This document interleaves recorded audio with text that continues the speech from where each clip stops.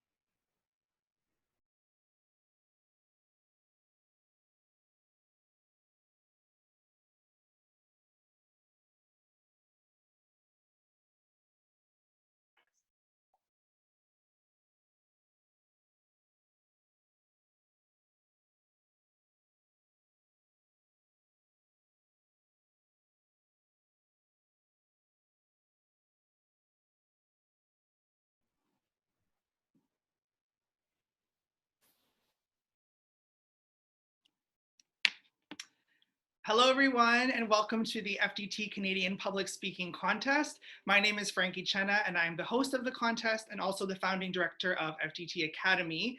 Thank you all for being here. We are live via the Fostering Debate Talent Academy Facebook page, and I have students from across the country and judges from across the country here with me on Zoom. So thank you, everyone, so much for being here. The competition had nearly 200 entries from across the country, and we were very excited to watch and review the speeches on two given topics, one for the grade 4 to 7 category and one for the grade 8 to 12 category. We ended up narrowing it down to 21 finalists, 11 grade 4 to 7 students and 10 grade 8 to 12 students. And now today's judges are going to narrow it down to the final 3. And we are very, very excited to watch everyone live. Thank you so much to all of the judges who judged the preliminary rounds and watched numerous speeches and sent feedback to students across the country. Thank you very much to our mentors who worked with each of the finalists and were able to give them presentation tips and skills on how to present live today. And a huge thank you to today's judges for this round. We have Ashley Ford-Toy. Ashley is a Stanford student and a former competitor at the World Public Speaking Championships, which in my opinion is the highest level of competition in the speech world. So she definitely knows what she is talking about. Next, we have from Grey Academy, Andrew Kaplan. Andrew is a speech and debate coach here in Canada, has coached numerous students to compete at all national tournaments, the world championships of speech, and I've known him for many, many years, a very good friend of mine. So thank you, Andrew, for being with us today. And finally, we have Alexander Beaumont. Alex was a high school debater and public speaker and went on to debate in university as well. He is now also a coach of public speaking and debating, and he won numerous awards in his time as a debater. So thank you so much to the 3 judges who will be with us for this round. They will be ranking the contestants, and as I said, the top 3 will be moving on. FDT created this competition for a variety of reasons. We wanted to create a positive spin on COVID-19. This is a very, very difficult time for so many Canadians and so many people around the world that we wanted to try to do our part to have students create a positive message around the subject matter, to just hopefully give a little bit of light to a very, very dark situation. We also wanted to support a great cause, which is why for every entry we receive, we'll be donating $5 to Food Banks Canada. We'll be presenting that check to them a little bit later on this evening. We also wanted to give students something to do because, you know, a lot of things were canceled, clubs were canceled, competitions were canceled, and we thought that it was really important to have students to continue to be involved and engaged in a different way, albeit, but hopefully a equally meaningful way. So we really hope that everyone enjoys the contest, and without further ado, I think it is time to begin. So 11 speeches, 3 judges. We're going to find out which 3 of them are moving on, and we're going to begin with our first competitor coming from British Columbia, Brookside Elementary. This is Pratyashka Awasti.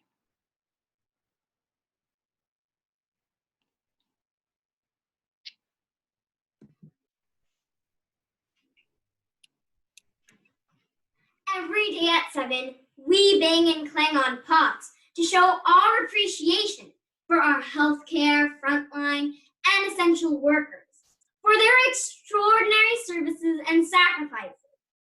They are the unmatched heroes of this war, risking their lives every day facing COVID-19, caused by the virus SARS-CoV-2. The disease has already cost over 250,000 lives. No appreciation can compensate for their efforts. But are they the only ones? Before we dive into this subject, you'd want to know my name. Hi, I'm Pratyashka Awasti, a 6th grade student from Surrey Academy of Innovative Learning. So, to answer your question, no, they are not alone. Rebecca Mehra was on a walk when a couple in their 80s handed her $100 and a grocery list, begging if she could get them groceries, as they were too scared to do it themselves. Without any hesitation, Rebecca did the job. Rebecca is a caremonger. A school counselor, Andrea, requested anyone needing financial support to message her, and she would send them $20, no questions asked. She is a caremonger. This list is endless. I would run out of time if I got to speak about all of them. But what is caremongering? And why am I talking about it? Caremongering is built on the foundation of humanity. What's humanity? It is the human virtue that consists of compassion, care, generosity, responsibility, and optimism for others. Collectively, these represent the very essence of humanity, which is the ultimate COVID hero, according to me. Humanity will guide mankind through this pandemic. And the greatest example?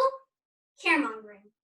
In this speech, I'll be talking about what caremongering is, why caremongering is important, and how humanity is the ultimate COVID hero. So first, what is caremongering? Caremongering groups and individuals offer many services, ranging from grocery runs to distributing free meals to vulnerable people, and so on. They're restoring hope in people, lifting our spirits. And there are millions of such caremongering groups. Some are known, but most are unknown. Moving on, why caremongering? Caremongering is necessary because it supports those who need it. And it isn't confined to physical help either. Subject experts are offering free tutorials and online courses, while some are like Colin Keogh, who created an open source emergency 3D printable ventilator. It may not be the most desirable ventilator, but it can potentially save a critical patient's life. But even 3D printing takes time. So, David Rappaport found a way to use common CPAP and BiPAP machines as ventilators, using items found in every single hospital. Like most people, you probably believe doctors are the greatest heroes.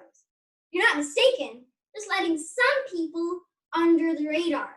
Humanity is the hero because anyone who needs help can and will be helped. This is what humans were made for, to care and to give, both to each other and the world, without expecting much more than a thank you in return. This virus has brought out the greatest in people. Their kindness, hopefulness, and cheer are nothing but astonishing. Many of these people are not affluent and influential. They're just like you and me. They're willing to lend a hand today, knowing the shoe can be on the other foot tomorrow. So, I've talked about what caremongering is, why it's important, and the ultimate COVID hero, which is humanity. Keep in mind, humanity is you. Yes, you. Donate, do grocery runs, make meals for the needy, give away something you have much of. Remember, collectively, we as humanity are the key to ending COVID-19. Thank you.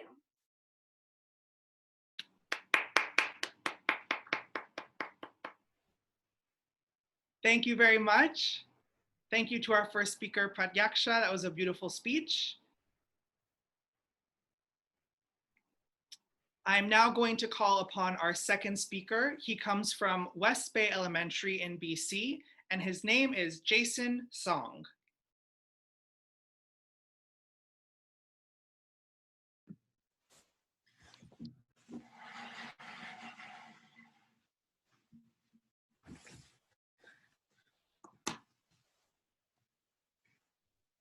Can everyone hear me okay? Yes, okay.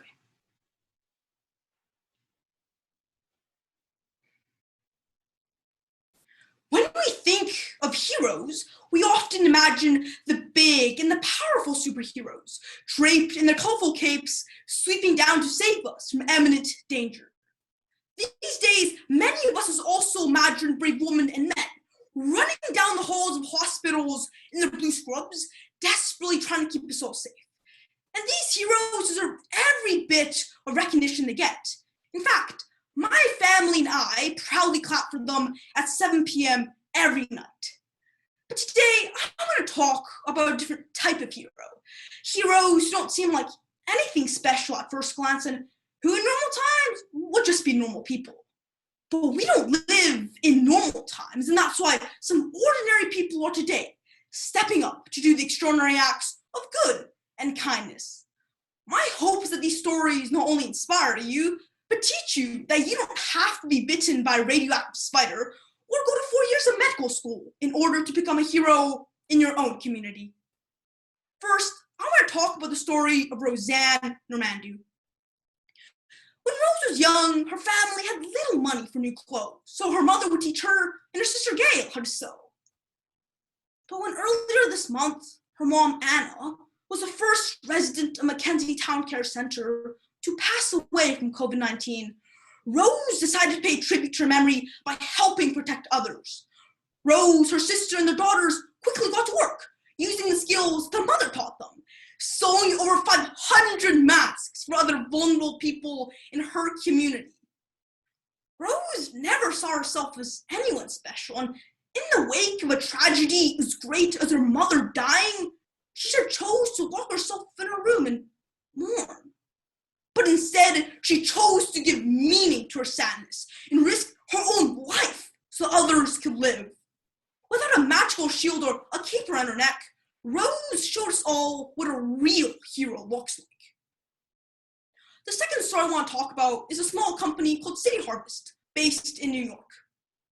In the current era of COVID-19, hundreds of thousands of kids are losing out on guaranteed free school lunches. And food banks have already come under unimaginable pressure. City Harvest collects food that would usually be allowed to rot away and ensures it's instead delivered to what's needed most. In the next few months alone, they'll be collecting 66 million pounds of good, nutritious food from farms, restaurants, grocers, and manufacturers to feed the nearly 1.2 million New Yorkers struggling to put food on their tables. To be a hero means to see a problem and refuse to rest until it's solved. That's what City Harvest does every single day. The last story I want to share with you is about heroes from a small Australian bookstore. Among the least talked about, yet perhaps most harmful consequences of our self-imposed isolation is the sadness and the loneliness caused by our disconnection from the outside world. And one way that many escape this boredom is through books. Stories that can transport us to faraway lands outside our quarantine prisons, and characters that we can make deep and meaningful connections with. But for some, this transformative and even life-saving power of books is just out of their reach. That's where the heroes at Glee Books come in. This small Australian bookstore offers free books and other free entertainment to disadvantaged members of their community. Like low-income children who used to have free books at the library, or elderly people forced by COVID-19 to move away from these families. These books bring joy and saves lives.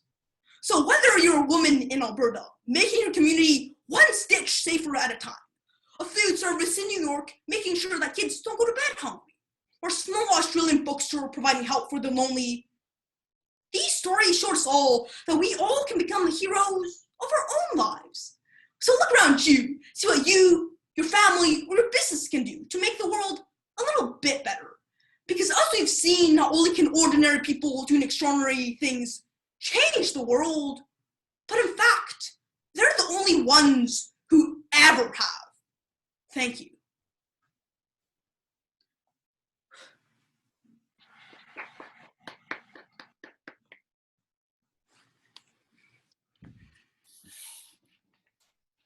Thank you very much to Speaker 2, Jason Song. Our next speaker comes from Ontario, the Homeland Senior Public School. It is Pratika Lahiri.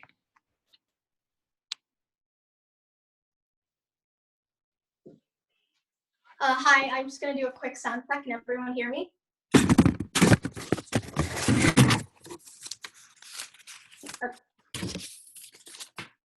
There is a sound coming from your mic, I think. Is my sound okay? Now it sounds good. Okay, I'm gonna start now. Bravery is the capacity to perform properly, even when scared half to death. A quote said by Omar Bradley. So imagine this. You're a frontline worker, working in such horrifying conditions, meeting with people who may or may not be infected by COVID, and then a few days later, where do you end up? Probably in the ICU or on the verge of death. You wouldn't want that to be you, the parents you cherish dearly, your friends, or even your relatives, would you now? Well, sadly, but most importantly, thankfully, there are amazing people out there who are taking such risks to ensure that we are safe. From taking measures such as staying up all night, finding ways to cure this pandemic, to working hours and hours on their shifts, till they get marks on their faces from their masks, we couldn't thank you enough. Hello, my name is Pratika Lahiri, and today I'll be talking to you about the heroes of COVID-19. So let me tell you a story of Dr. Michael, who is an emergency physician in Calgary, Canada. So recently, he and his wife got a new baby girl. How happy, right? Well, not in this case, since he has a very high risk of getting infected due to his workspace area. He had no choice but to move away to an empty condo, rented from one of his friends. You can probably imagine how this doctor is feeling right now. Guilt and even anguish, because he can't be with his newborn baby girl during her first months of her life. Dr. Michael is working endlessly, days and days in a row, finding ways to treat his patients and cure this pandemic. Truly a hero. And there are so many people like Dr. Michael who are making these sacrifices. Not only doctors, but a very underappreciated healthcare service is being a nurse or even a personal support worker. Let's take personal support workers, for example. Places like where they work are very prone to this disease, since they work in old age homes, and old people tend to be more vulnerable to this illness. This takes a lot of guts, and taking the initiative to do this job is very audacious. Even many nurses have to experience working in such disease-prone areas. Sadly, many nurses have even passed away due to this virus. Going as far as risking your life so you can save someone is a huge heroic act. So we do thank doctors, nurses, and personal support workers, but we can't forget those who also play an important role. Just to list a few, this includes retail workers and scientists who are finding vaccines for this pandemic, and basically all frontline workers. So I've talked about these frontline workers, but what about us? Can we be heroes? Of course we can. To help these amazing people, we should also do our job of making sure we stay home and social distance. It's already hard for these frontline workers, and we don't want to make it even harder for them. Because after all, we might be the ones who suffer in the long run. It is also our responsibility to follow the guidelines that the local and federal government call out from time to time as the situation changes. So at times like this, we truly understand the importance of these healthcare heroes and how we should never, ever take their services for granted. These people have to experience working in such horrible conditions, such as lack of personal protective equipment like masks, to understaffed hospitals. The fact that they still continue to work despite all these horrible things is so courageous, and we should realize that. Not all heroes wear a cape, and I give my kudos to these unsung heroes. Thank you.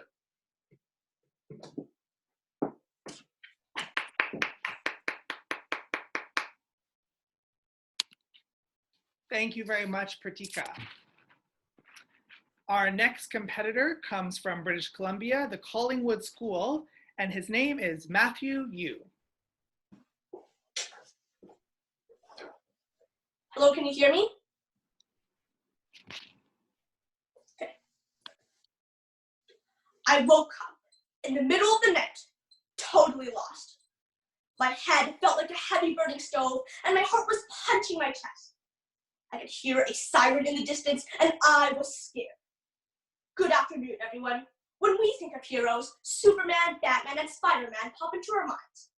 However, through my true experience, I have learned that our medical workers and unsung workers are the real superheroes. Even without capes, they are the Avengers beating Thanos. Oh my gosh, 40 degrees? Stressed my mom. I started hallucinating about a strange world. I had trouble breathing for many moments. Suddenly, I heard a voice coming from the door. Matthew, don't be scared. We are here for you. There was a firefighter and 2 paramedics who came into my room with full body protection. Although they looked scary, their firm and kind voices brought my senses back. We'll just check you up at the hospital, explained the paramedic, smiling at me. Wait, to go to the hospital during a pandemic? Do I have COVID-19? Am I gonna die? But then my mind raced back to the interview I did with Dr. Henry weeks ago for Canadian Kids. The most important thing she said to me was, we set our system to test and protect our people, even to prepare for the worst situation. Be calm, be kind, and be safe. And that made me calm down a bit. There was a lady's voice coming from the ambulance's speakers. Don't go to the public entrance. We are ready for Matthew. As I lay down on the hospital bed, I saw doctors and nurses busy working in and out tirelessly, even at 2 a.m. I knew that COVID-19 is super contagious and dangerous. I knew that many doctors have been infected and even died. So they are supposed to be scared just like me. But why does it seem like all of them are so calm and kind? Even though they were wearing masks, I could sense their smiles underneath their cheeks. At that moment, they were the only people that drove my fears away. Finally, the doctor came back. Your x-ray shows that you just gotten the influenza. You can go back home and rest. I felt the weight fly off of my shoulders. COVID-19 is a supervillain that has infected millions of people and has also killed hundreds of thousands around the world. However, when we are frightened, it is our health officers and frontline workers who are guarding us. They are often putting others' lives in front of their own and families' lives. Think of the tens of thousands of retired healthcare workers who are volunteering to fight this evil coronavirus. Even though they know that their age makes them the most vulnerable to this virus, even though they know that they might die from it, they are still standing up to defeat this Thanos 2.0. And that is what makes them a real superhero. COVID-19 has closed all our schools, canceled all our competitions and sports. However, we are still having fun and continuing life because not only are our medical workers fighting at the front, but millions of unsung heroes are backing up this battle. Political leaders are funding our society. Scientists are racing with this coronavirus to invent vaccines. Grocery store workers expose themselves to the crowd to serve our community. Truck drivers, post office workers, musicians, garbage collectors, cleaners, technicians, reporters, teachers, parents, veterans, 3D printers, snowbird pilots, and even Netflix, Google, and Zoom are here so that we can communicate with each other. Wait, that's 18 unsung heroes of COVID-19. Well, the 19th unsung hero is you.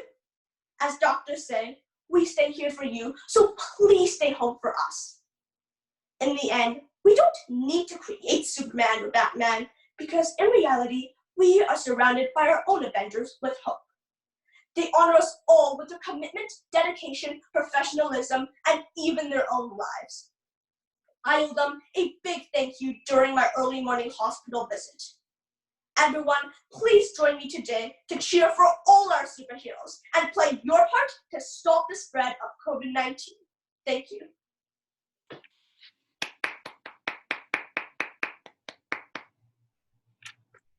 Thank you very much, Matthew. Next up, we have speaker number 5 from British Columbia, Crofton House School, Ivy Yee.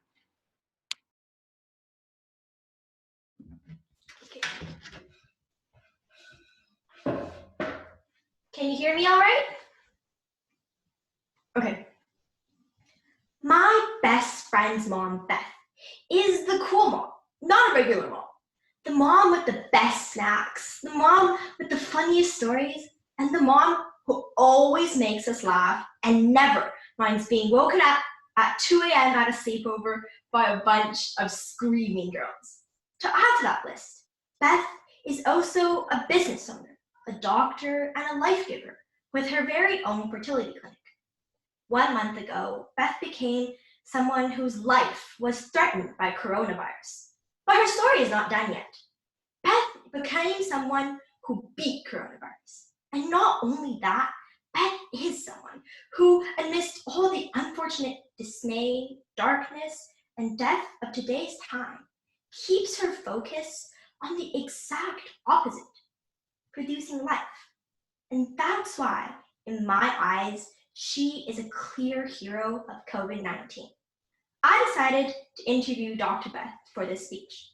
And today, I want to share with you her story, from diagnosis to recovery to action. A story of terror and courage, of depression and hope, of falling far, but rising even further. A story that taught me that heroes aren't the ones who never cry, but the ones who keep reaching for life even through their tears. When we first heard about COVID-19, when our community wasn't yet affected, Beth was one of the first people around me that took action. From social distancing to encouraging all of us to do the same. Anxieties were rising as case numbers jumped from 20 to 30 to suddenly 100 a day. And then the worst happened. Beth became one of those numbers, and she was diagnosed with COVID-19. Beth was devastated about the state of her health, but more than that, a self-hatred she could not shake. She blamed herself for not being careful enough around her family when she first showed symptoms, for not predicting the unknown. She thought, sure, for risking her own life, But what about the people that she loved most? What if they got it? What if they died? What if they lost their chance at life? And all because of her. And her sadness deepened when her clinic was forced to shut down and she had to let go of 90 of her staff. She was pained by the knowledge that there are some women out there, for whatever reason, who couldn't have a baby without her help, who was losing out on time to finally start a family, and who weren't getting the care and attention that they deserved. But Bethany, she had to escape the bleakness of those thoughts. She had to remain optimistic and be confident in her own health. So the worst case scenario, she told herself, was having to go to the ICU. But like us all, Beth also felt a huge emotional sadness and physical pain, like 1,000 sharpened needles plunging into her lungs. But at other times, she remembered to think of life and her clinic and the people who'd find meaning, passion, and love because of it. And knowing that, she was able to take a full and gentle breath. It was going to be okay. It had to be okay.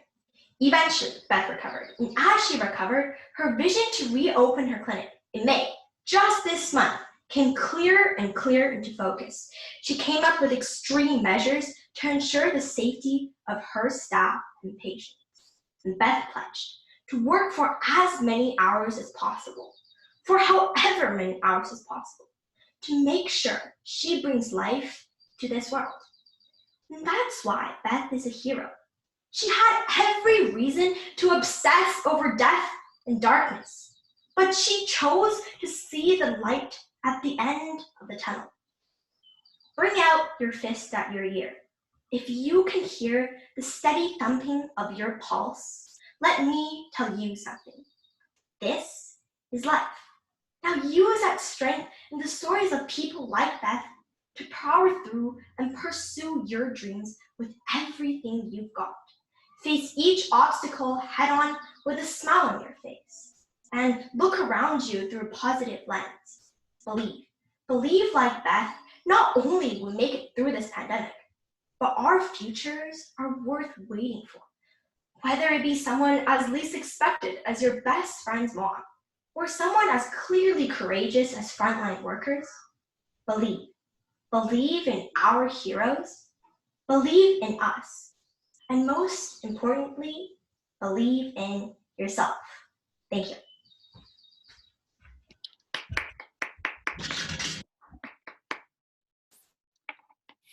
Thank you very much, Ivy. Our next contestant is from Ontario, Henderson Avenue Public School. It's Jin Zhou.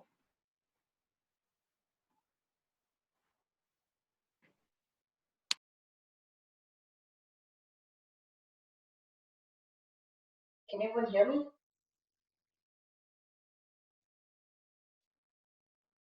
Okay, I guess so.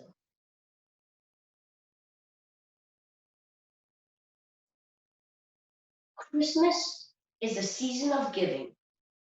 It is a season of laughter, merriment, and cold nights with warm conversations and friends. Little did I know that this season would be the calm before the storm. I'm a Christmas tree. 10 years ago, a doctor planted me in the hospital's green space in New York City. For many Christmases, I represented the joy of the season, but the Christmas of 2019 was different. It was my doctor's last day working at the hospital before his retirement. After 40 years of helping people through the most difficult times of their lives, he was leaving. As a Christmas tree, I observe all that goes on in the hospital. People come in and out, and occasionally an ambulance will drop by. This is my life, until one day, everything changed. The street was empty. All was eerily silent. I heard people talking about a virus from Wuhan, China, that was reaching out its infectious claws to thousands more each day. At the hospital in which I lived, doctors and nurses began to wear masks more often. Then they started to wear protective gear and distance themselves from one another. More and more patients flooded in. Soon, lives were lost to the disease. Doctors stifled their sobs as they chose who got to live and who got to die. Nurses coughed in their masks and joined their patients in isolation areas. Ventilators were scarce, yet they were constantly. Patients lined the hallways as doctors scrambled into room after room. The dead families were given 2 hours to take the body out, and soon after that, the still warm beds were rapidly filled with new patients. The government called for help from more medical professionals, and to my surprise, my doctor came back. Although he was quite old and frail, he joined the war against this virus. For weeks on end, my doctor was sealed inside the hospital, treating patient after patient. At the end of each extended shift, he would sigh and rest for some time, sitting beneath my bow. On many days, I observed him as he left to go into his car, but his car never left the parking lot. He would sleep in his car at night, shadowed by the fear that he could spread the virus to his family. Then, for the first time in an entire month, I haven't seen my doctor in a week. I am terrified for him. I can imagine him coughing in his mask, wheezing. I can imagine him hooked onto a ventilator, kept alive by a tube down his throat. I can imagine his wispy gray hair peeking from beneath the white sheets. I can imagine his body being carted out of the hospital, his second home for the majority of his life, in a body bag. Nurses and doctors are selflessly fighting through their fears and fatigue in the face of this pandemic. As a Christmas tree, I saw the ups and downs of life. But at the end, the lights on my tree will always shine. May your homes be filled with joy next Christmas. When this darkness is over, I will remember their sacrifices for as long as I live. The doctors, nurses, and all essential workers who fought to the end to give us a better world must be remembered for their courage and determination. They are the heroes of COVID-19.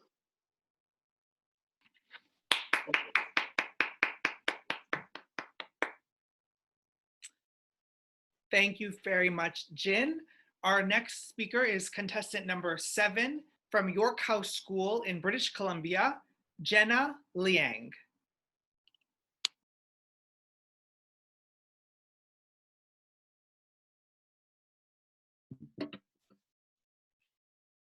Can you hear me?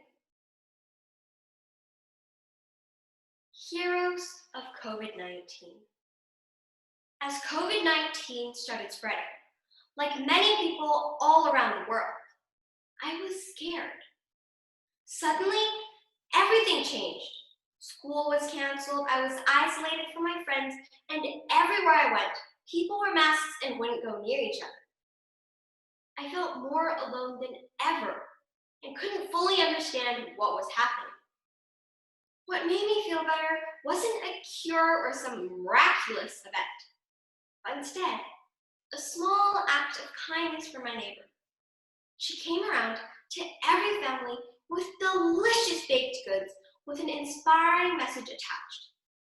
It read, "A rainbow is a promise of sunshine after rain, of happiness after sorrow, of peace after pain, of health after sickness.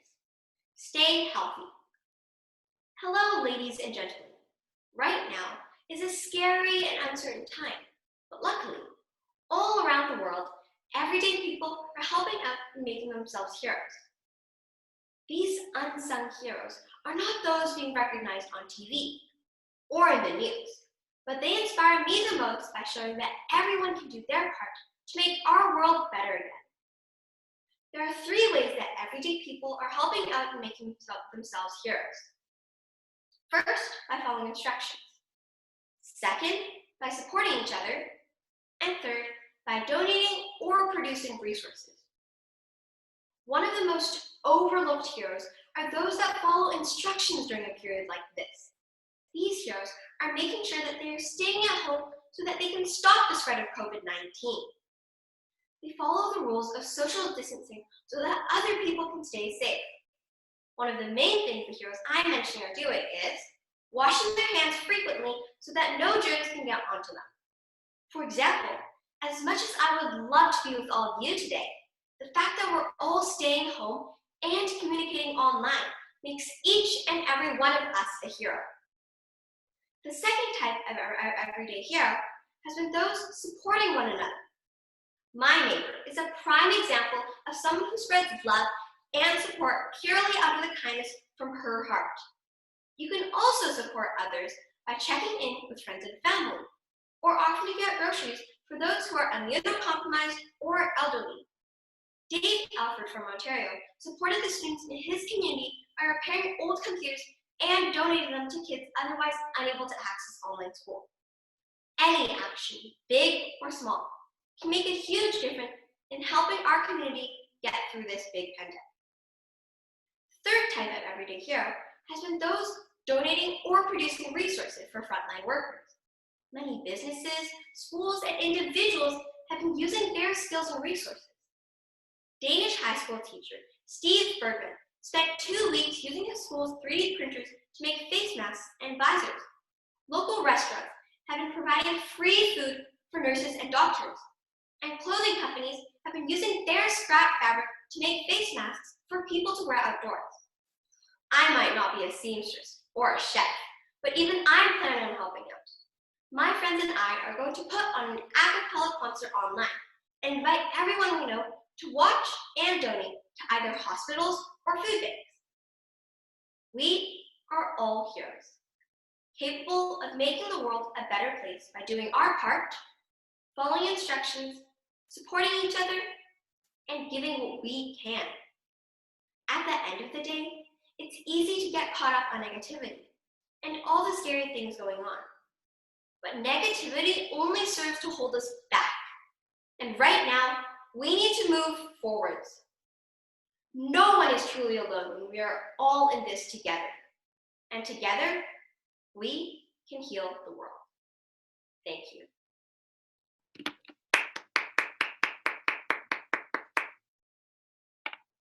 Thank you very much, Jenna. We have 4 speakers left in the junior finals, and speaker number 8 comes from West Bay Elementary in British Columbia, Jerry Song.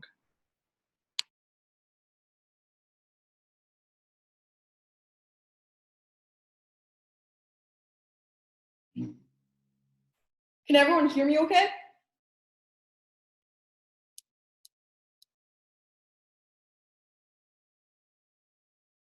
COVID-19 has shone a light on who our society truly depends on, and made us realize that those who rely on most in our greatest time of need are often those who we end up ignoring when times are good. Bob Riley once stated, "Hard times don't create heroes. It's during the hard times when the heroes within us is revealed." My name is Jerry Song. Today, I want to talk to you about the unsung heroes of the COVID-19. These are the people that don't seek attention, rarely get recognized, and even more rarely get paid enough for their job. Despite all of this, they are the engines that during this most perilous moment in our modern history drive our societies. I'm going to begin by telling you a story of courageous Canadian nurses who leave the relative safety of their small Canadian city every day and travel to Detroit, Michigan, the city posed to be the next epicenter of the American coronavirus.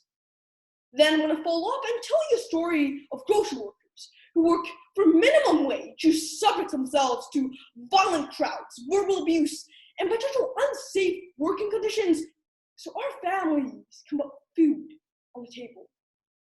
Finally, I'm going to share a story about care workers who are responsible for serving the most vulnerable among us, such as youth with disabilities. Let's begin with the courageous Canadian nurses who risk their lives so our American neighbors can live. Now, when we imagine going to work, we imagine driving a couple miles and heading over to the office. This is not the case for Steve Homick. He is a nurse living in Windsor, Ontario, but every morning he gets up and travels to Detroit, Michigan in the US. Like many doctors and nurses, he knows that by working, he might lose his family, put them in danger, even risk the safety of his very own life.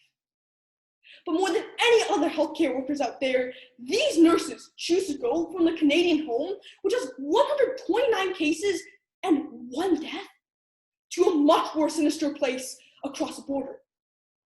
A few miles away, his workplace of Detroit, Michigan has 15,000 cases and almost 2,000 deaths.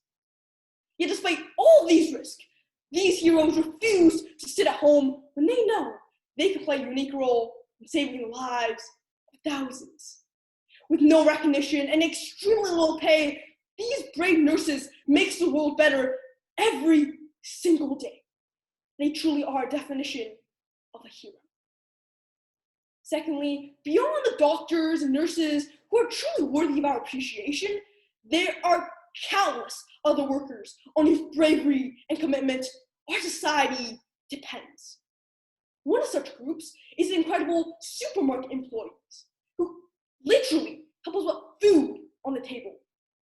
They choose to face hundreds of different people, deal with stressed out and sometimes aggressive customers, and oftentimes isolate themselves from their very own families. So the next time you have a meal with your loved ones, please take a moment to recognize whose hard work and commitment makes your everyday meal possible. And when one day the world turns back to normal, we should all learn to treat these essential workers with respect and pay they truly deserve. Last, but certainly not least, let's talk about disability care workers. Now, societies are often judged by how we treat the most vulnerable among us. And by that measure, the care workers who care for children with developmental disabilities are perhaps the best or most worthy people in our communities. These care workers expose themselves to the dangers of COVID-19 and isolate themselves from their very own loved ones, so that families who have children with developmental disabilities can cope in these uncertain times. So at the end of the day, I'm sure we all believe that these unsung heroes should be better recognized, but we should go further than that. So when the time comes to fund special educational programs to fight for workers' rights, or simply treat your cashier with respect and kindness, we should remember who was here for us when the world was falling apart. Thank you.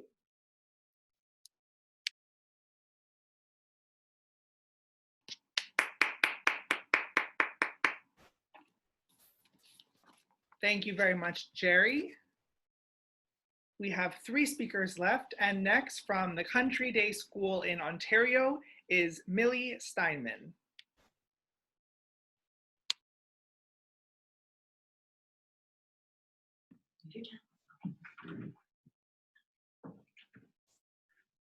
Sorry. I call my granddad every week. He lives in the UK and he's a doctor.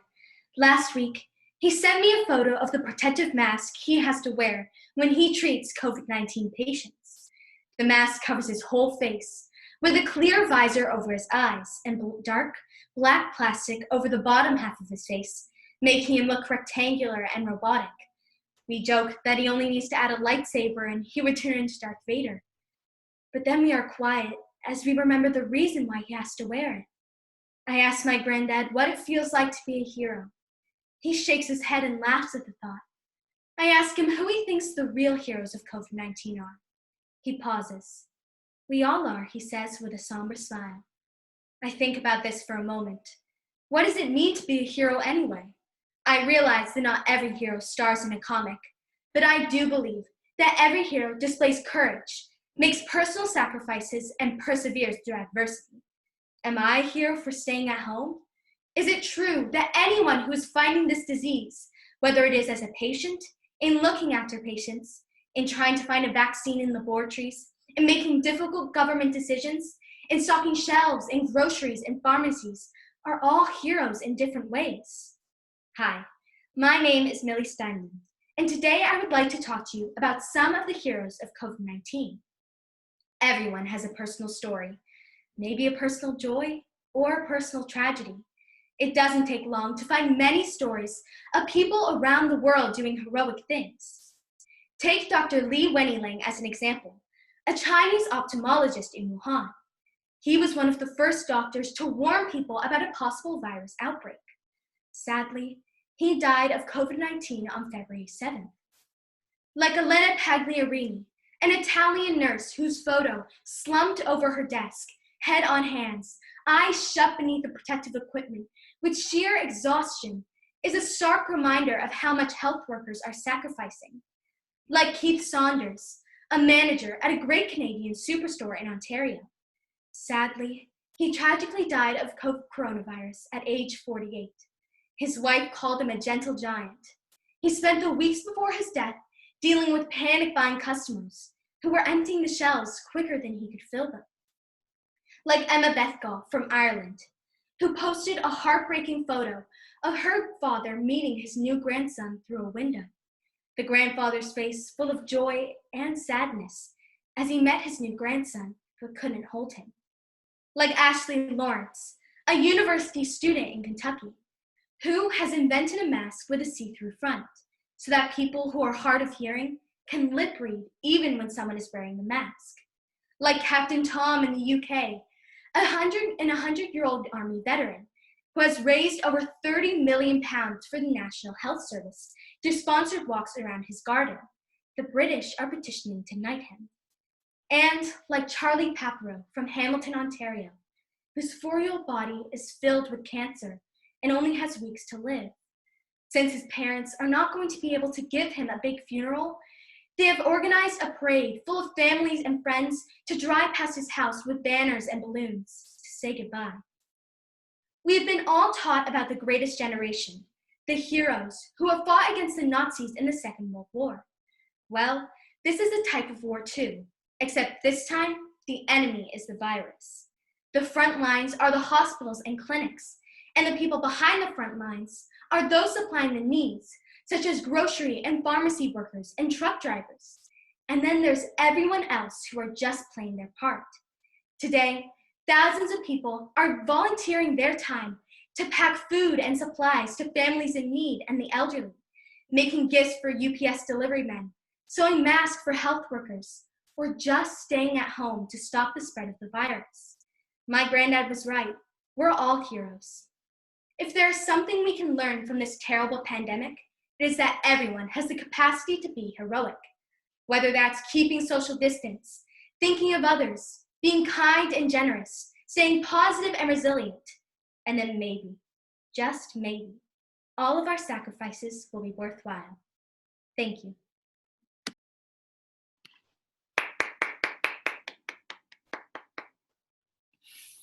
Thank you very much, Millie. We have 2 speakers left, and our next speaker comes from Brookside Elementary in British Columbia, Satvik Bapi Vinakota.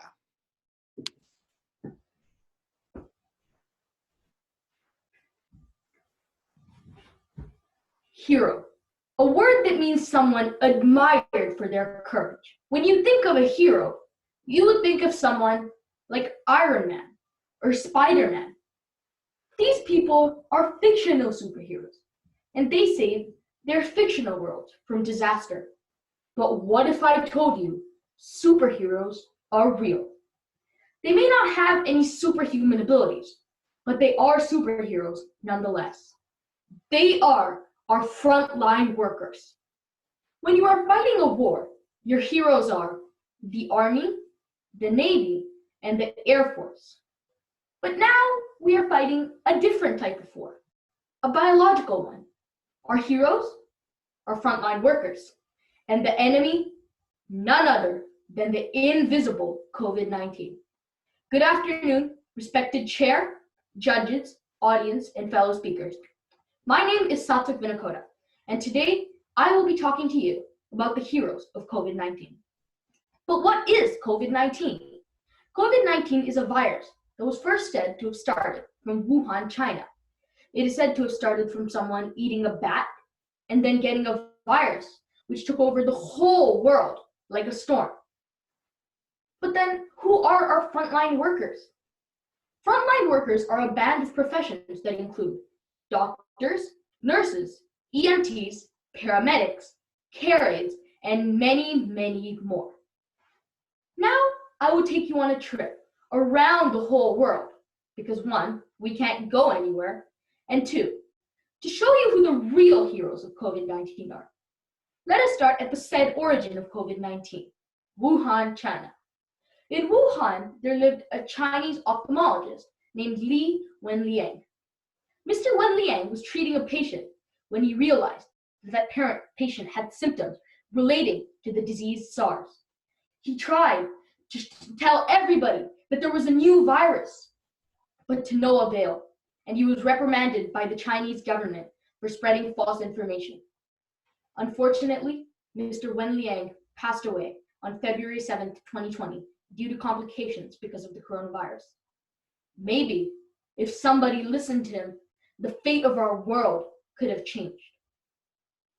Now, heroes can be anywhere, even in your own family.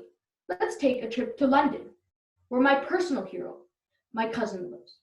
My cousin is a young doctor doing her internship in the London hospital. Every 3 months when you are an intern, you have to rotate to a new field of medical sciences. It just so happened that my cousin was in the ICU when COVID-19 really hit. She's just a young doctor in her 20s, and she's already out in the field with 3 months of experience. She has to take difficult decisions, fit into shoes bigger than her own feet, and she has to make big decisions that only senior doctors take. And she also has to return fathers, mothers, brothers, sisters, uncles, nieces, and nephews back to their families. And as she says, there is no greater gift than that. But heroes can be anywhere. These are not the only ones, such as the caremongers that Pratiaksha talked about, or Giovanni Sartori of Italy, who first started treating patients from their homes, or Narendra Modi and Amy Atkin, who locked down their places extremely early. And then some hidden heroes, such as people who power the decisions of top decision makers. And then people who lead a good lifestyle are also heroes. A 113-year-old lady, the oldest lady in Spain, led such a good lifestyle that her immune system was so strong to push out the coronavirus. But wait, all of you guys are heroes too.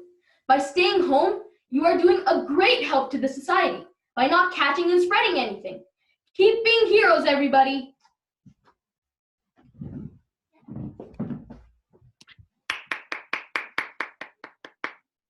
Thank you very much, Satvik. And our final speaker from the Mulgrave School in British Columbia is Amy Wren. Okay. Can you hear me well? Okay. Every morning, my little brother, still wearing pajamas, stands anxiously beside the window. He's not waiting for his friends from preschool to come over and play, but his newly ordered toy dinosaurs. At noon, you'll see my mom pacing restlessly by the front door, rubbing her hands nervously as she waits for the DoorDash person that her whole lunch depends on. When a truck stops, they become excited. Their hearts beat faster. Their eyes shine, cheering and jumping in glee as their Amazon heroes, their DoorDash heroes, and their Walmart heroes get out of the truck and walk towards the front door. Good afternoon, honorable judges, parents, and fellow students. Today, I would like to share the stories of the true heroes of COVID-19, the delivery people. I think in such a difficult situation, the delivery guys are the people we all want to see the most. They make us feel safe and reassured, and I can't imagine how any of us can stay sane without them. They help not only families, but also thousands of small businesses are saved by delivery heroes. They are true heroes, but they didn't have to get bitten by radioactive spiders or get blasted by gamma rays to save lives and make people feel better. They're normal people too. Their job just puts them at an even higher risk. They have to deliver goods to hospitals, clinics, restaurants, everywhere. That means they are much more vulnerable than us. What's even worse is that these delivery people don't have the right protection. They have no masks, no goggles, sometimes not even gloves. And people isolated at home always want to chat with them because it's been a month since we've all talked to someone else face to face. Some even shake hands or hug them. I'm not kidding. Have you seen One World Together at Home? Jimmy Kimmel ordered food and tried to thank the delivery person in the best way possible. Taking off your mask, shaking the guy's hand, and gifting him an uncovered cold pizza that Jimmy held with his bare hands that goodness knows where they've been. Jimmy, we all know you meant well, but you really scared our delivery hero. That pizza? Probably kryptonite to him. So I have several suggestions to keep both delivery people and us safer. And that is through the word hero. H, have all delivery people wear protective clothing, such as N95 masks, and have cleaning supplies to keep themselves protected. E, everyone should just stop opening the door to get your delivery items. Doing so creates more contact with each other, which is what we're all trying to avoid here. There are other ways to thank the delivery people, such as putting thank you notes at the front door.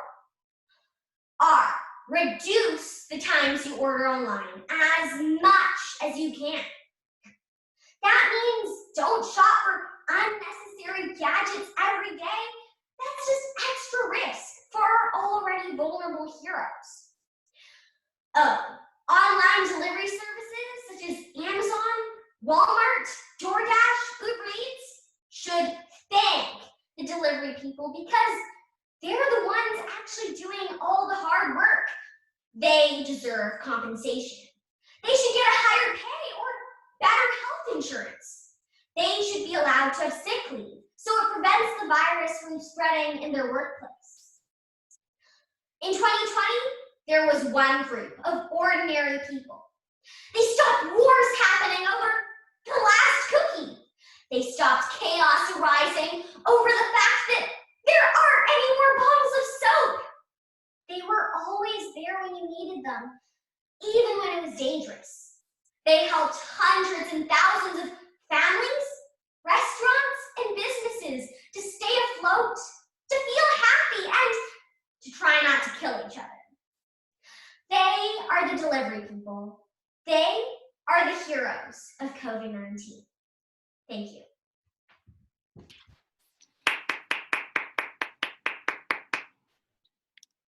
Thank you very much, Amy. And thank you to all 11 contestants. Amazing work. Thank you for your preparation and your speeches today. So judges, if you could please submit your ballots first, and then we will come to you for some feedback and some words of wisdom for our contestants. But please, judges, submit your ballots first, press that submit button, and then we're going to hear from you. In the meantime, I would like to introduce someone very special and important to FDT. It is my mother and also our Director of Business Development, Kathy Chenna, to speak to the contestants and to speak a little bit about FDT. Judges, please press submit first. Thank you.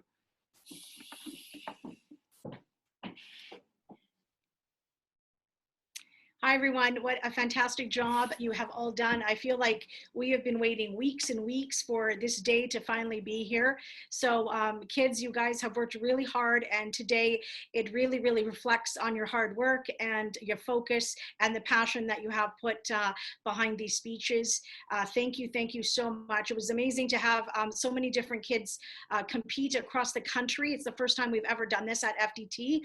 As Frankie said, I am the Business Development Manager, and we're really a full service debate and speech academy. And when I say that, I mean that kids come to us once a week, or they can come to us multiple times a week, private lessons, group lessons, etc. So if there's any questions about things like that, please let me know. The next steps are going to be that we choose 3 of you. Now, there's going to be some time because we love suspense here at FDT, and we won't let you know yet. So many of you will be told that you could wait because the senior competition is next. As you know, the seniors will be competing. There's 10 of them, and 3 will move on, just like 3 of you will move on. And we are briefing and bringing them into the call very soon. After you hear from the judges, I would love for the judges to give you some feedback today, of course. And then the senior round will start. We're going to test them just like we tested you on the volume and the video aspect of your speech, as well as we. So you can definitely stay and watch those students, or you can just turn your microphones off and your cameras off, and we will definitely, and just keep checking back in as to where we are.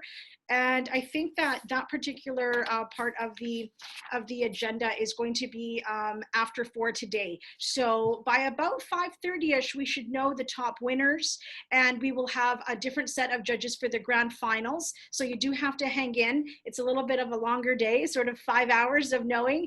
But like I said, this is what we love, is the suspense at FDT. So I'm just gonna ask Millie, if you're the first here on my screen, tell us one thing that somebody doesn't know about you. Can I interject for 1 second? Oh yes, of course. I have a question for Frankie real quick. Okay, just one moment. Oh, just a moment, Andrew. Is it Andrew? It's Andrew, and it's about submitting the ballot. It's a tech issue. Sure, just one moment. Thanks.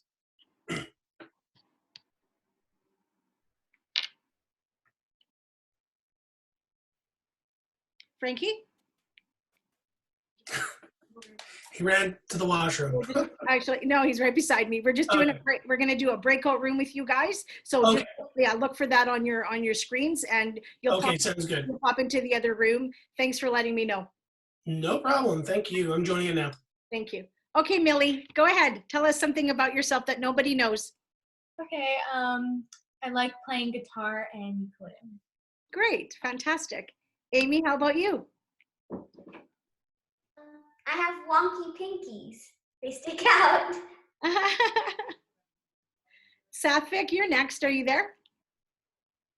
Yeah, I'm right here. Okay, tell us something that nobody knows about you. Well, it's not exactly something nobody knows because I don't like really keep secrets, but it's like just like my hobbies and stuff.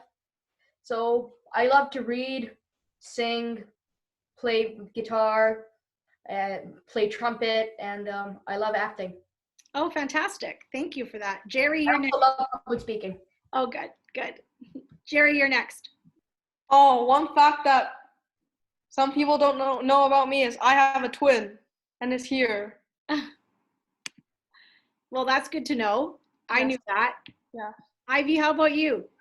It's technically not really about me, but actually my speech, it was actually real, and everything did happen, because I feel like a lot of people, when I first say it, it sounds like I'm like way over fluffing it, but it actually did happen, which was really crazy. And my friend's actually on the end of the phone right here, and then she's like, "How'd you do?" And I'm like, "I think I did okay."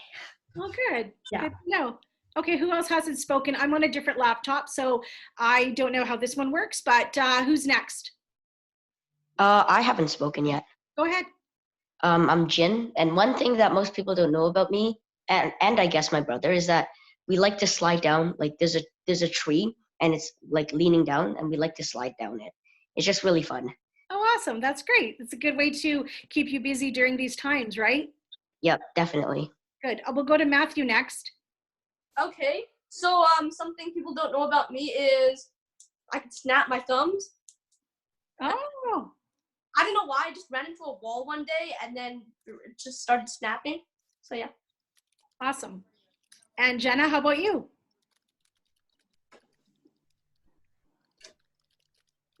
Jenna, are you there? Okay, we'll go to Jason next. Sorry, it's just the Wi-Fi cut out for a second. Okay, there you go. Tell us something about yourself that people might not know. I'm 11. I think you're the youngest competitor, aren't you? Okay, Jason, you're next. I think nobody knows this about me, but sometimes I don't like having my brother around. But yeah. I thought you were going to tell me that nobody knows that you have a twin. Oh well, he just told you guys. So technically, all you guys did. So, Pratika, are you there? Yeah, I'm here. One thing people don't know about me is that I like to play basketball and I like to sing. Very good. And last but not least, I think, is Pratika. Something people don't know about me is that I'm a brown belt in karate. I was before I moved to Canada. Oh, very good. Well, that's all of you, right? Did I do it right? Yeah.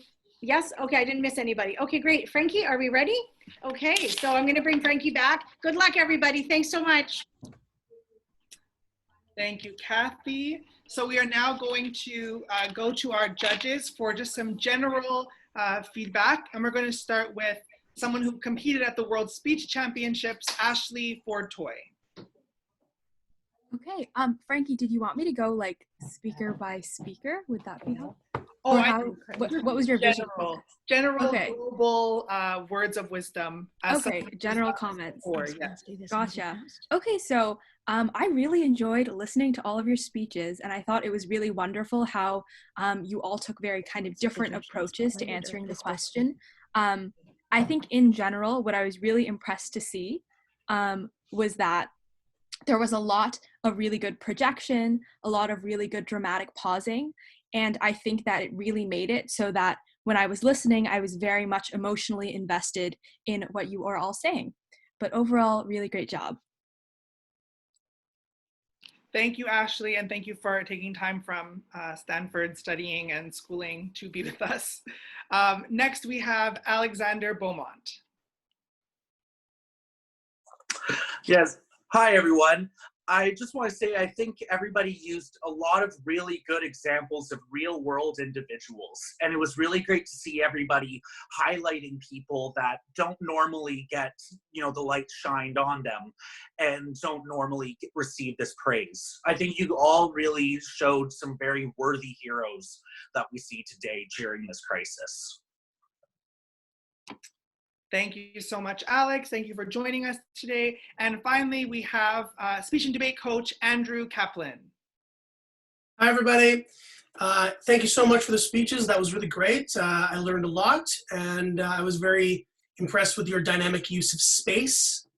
Everybody decided to not just sit behind a camera like I'm doing right now, but like take a step back and physicalize, connect with the audience, and really get a sense of your voice and spacing. I liked all the talking about clapping for frontline workers at 7 p.m. I've never heard of that. So I think that maybe that's a BC thing that they're doing at 7 o'clock at night. We don't do that in Manitoba. I guess we appreciate frontline workers all the time.